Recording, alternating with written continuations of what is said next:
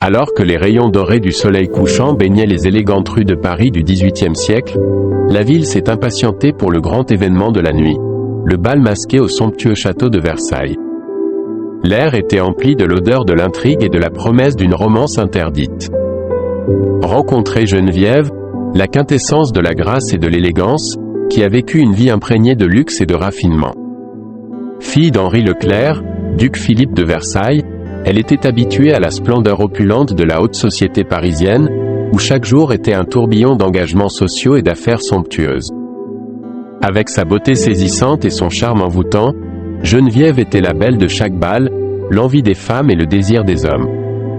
Mais sous son extérieur poli se trouvait une femme de substance et d'intelligence, avec un esprit vif et un intellect aiguisé qui la distinguaient de ses pairs. Dans les jours précédant le bal masqué, l'excitation de Geneviève bouillonnait, son anticipation palpable alors qu'elle se préparait avec impatience pour le grand événement. Avec une attention méticuleuse aux détails, elle a choisi la robe parfaite, un chef-d'œuvre de soie et de dentelle, orné de broderies complexes et de bijoux chatoyants qui ont attiré la lumière à chaque mouvement. Alors qu'elle se tenait devant le miroir, son reflet la regardant avec impatience, Geneviève sentit un frisson courir dans ses veines. Ce soir serait une nuit inoubliable, une chance d'échapper aux limites de la vie quotidienne et de me perdre dans la magie de la mascarade. Elle pensa, ignorant que ce soir avait plus d'aventure et un masque beaucoup plus déguisé que celui de la mascarade, un qui changerait tout sur sa vie et l'avenir pour toujours. Dans la grande salle de bal du château, ornée de lustres en cristal et de somptueuses tapisseries, les invités sont arrivés dans leurs plus beaux atours, leurs visages dissimulés derrière des masques finement ouvragés.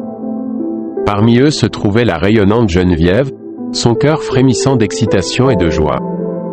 Le bonheur l'a enveloppée alors qu'elle se déplaçait gracieusement à travers la foule, se dirigeant vers la piste de danse où elle a commencé à montrer des mouvements de danse captivants. Les prouesses de Geneviève sur la piste de danse ont attiré l'attention de beaucoup, ses pas dégageant une élégance béate.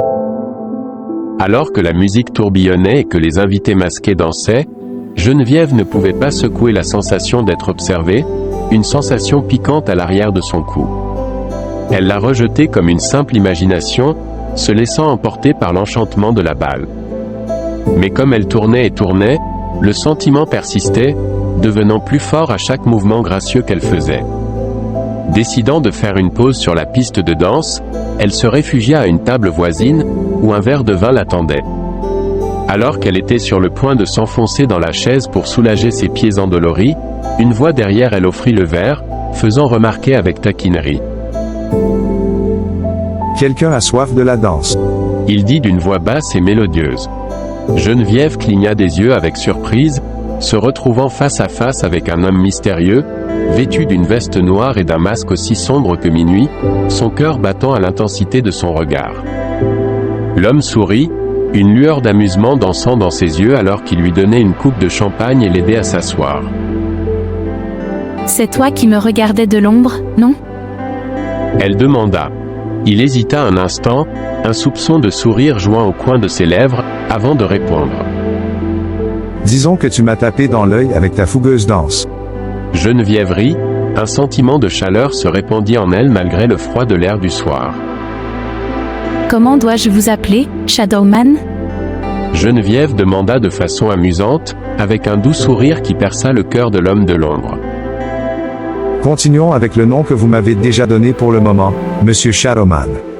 Il répondit, essayant de rendre l'appareil à l'humour, avec un sourire espiègle étalé sur son visage. Leur rire résonnait chaleureusement, remplissant l'air de joie et de camaraderie. Pendant que l'homme d'ombre guidait Geneviève dans le coussin moelleux de son siège, elle savourait le liquide rafraîchissant et la nourriture devant eux. Pendant qu'ils conversaient, elle s'est retrouvée entraînée dans son monde de mystère et d'intrigue, leurs mots coulant sans effort dans la nuit. Mais au fur et à mesure que les heures passaient et que la musique montait en flèche, un défi ludique a émergé entre eux, oser prouver qui était le meilleur danseur. Avec un scintillement dans les yeux, Geneviève a accepté, son cœur palpitant d'anticipation alors qu'ils reprenaient la piste de danse, leur mouvement un mélange envoûtant de grâce et de passion. Alors que la musique les enveloppait dans son étreinte, Geneviève sentit un frisson d'excitation couler dans sa colonne vertébrale alors qu'elle regardait dans les yeux du mystérieux homme de l'ombre. Leurs mains entrelacées, elles bougeaient en parfaite harmonie, leur corps se balançant au rythme de leur cœur. Dans la douce lueur du clair de lune qui filtrait à travers les fenêtres, Geneviève se sentait comme si elle dansait sur l'air, guidée par le toucher doux de son partenaire énigmatique. À chaque pas, elle se sentait tomber plus profondément sous son charme, perdue dans l'allure enivrante du moment. Pendant qu'ils tournoyaient et tournaient sur la piste de danse, leur rire se mêlait à la mélodie, remplissant la pièce d'une énergie électrique. Dans ce moment éphémère, rien d'autre n'avait d'importance à part les deux, enfermés dans une danse aussi ancienne que le temps lui-même. À chaque mouvement gracieux, Geneviève sentait ses murs s'effriter, se laissant emporter par la passion qui brûlait entre eux. Dans l'ombre de la nuit, ils ont trouvé du réconfort dans les bras de l'autre, leurs âmes enlacées dans une danse d'amour et de désir. À ce moment, Geneviève savait qu'elle avait trouvé quelque chose de vraiment magique dans les bras de l'homme de l'ombre, un amour qui transcendait le temps et l'espace, enflammant une flamme qui brûlerait à jamais dans son cœur. Alors qu'ils étaient tous les deux encore pris dans le rythme de la danse, Geneviève aperçut une dame en robe bleue se déplaçant furtivement vers eux avec un couteau dans les mains, son cœur battant d'alarme. Geneviève réalisa l'intention de la dame, un assassin, prêt à frapper son mystérieux partenaire de danse. Sans hésitation, elle cria en avertissement, sa voix coupant la musique comme un appel de clairon. Réagissant à la vitesse de l'éclair, le Shadowman tourna autour de lui tout comme l'assassin en herbe se précipita vers l'avant, le couteau brillant dans la pénombre de la salle de bal. Avec un mouvement rapide et gracieux, le Shadowman a intercepté l'attaque, attrapant le poignet de l'assassin dans une poignée de vis. Des halètements se sont emparés de la foule alors que les soldats, alertés par le cri de Geneviève, avançaient pour appréhender le meurtrier. Dans une rafale de mouvements, ils ont désarmé l'agresseur et l'ont traîné, son visage tordu de rage et de frustration alors qu'elle était tirée pour faire face à la justice. En respirant lourdement, Geneviève se tourna vers l'homme de l'ombre, son cœur encore en course à cause de l'adrénaline du moment. « Est-ce que ça va ?» Elle demanda, sa voix tremblante d'inquiétude. L'homme de l'ombre hocha la tête, ses yeux reflétant un mélange de gratitude et d'admiration. « Grâce à vous, mademoiselle, je suis indemne. Vous m'avez sauvé la vie. » Geneviève sourit, le soulagement l'envahit. « Je ne pouvais rien laisser t'arriver. » Elle répondit avec ferveur. Avec un signe de tête reconnaissant, l'homme de l'ombre prit la main de Geneviève dans la sienne, son toucher envoyant une secousse de chaleur à travers elle. « Venir avec moi. » Ils se rendirent tous les deux sur le toit de la magnifique salle de bal. Alors que l'air frais de la nuit les enveloppait sur le toit, Geneviève et le Shadowman ont trouvé du réconfort dans le chaos de la salle de bal. Les sons lointains de la musique et des rires se sont fondus en arrière-plan, remplacés par la sérénité tranquille de l'horizon parisien. Inconsciente de l'obscurité qui se cache dans le cœur de sa compagne, Geneviève contemple la magnifique tour de Versailles, un grand édifice qui se dresse fièrement devant eux.